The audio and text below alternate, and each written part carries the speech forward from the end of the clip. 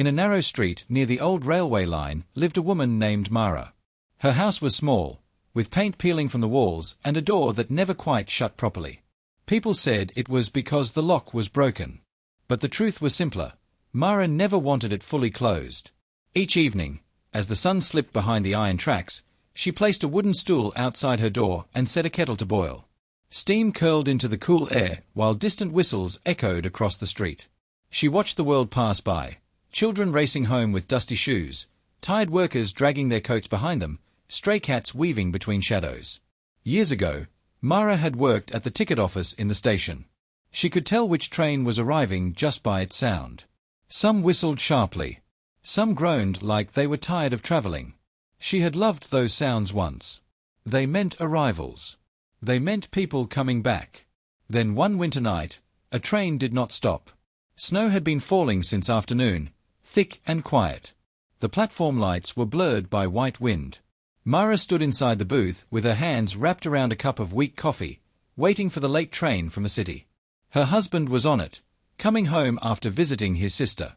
She heard the train long before she saw it. It rushed through the station without slowing, its windows dark. No doors opened. No footsteps touched the platform. At first, she thought it was a mistake. Trains made mistakes. People fixed them. But the next morning, no one could find his name on any list. The railway said there had been a delay.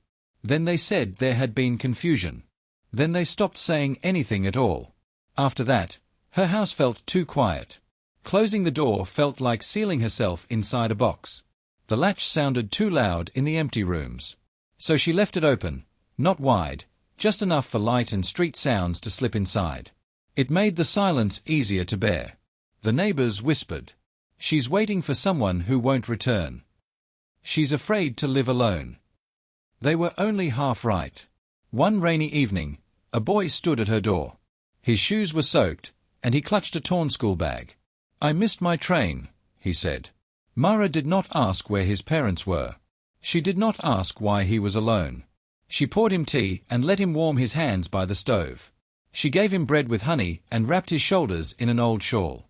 When the rain slowed, she walked him to the station and waited until his train arrived. After that, others came.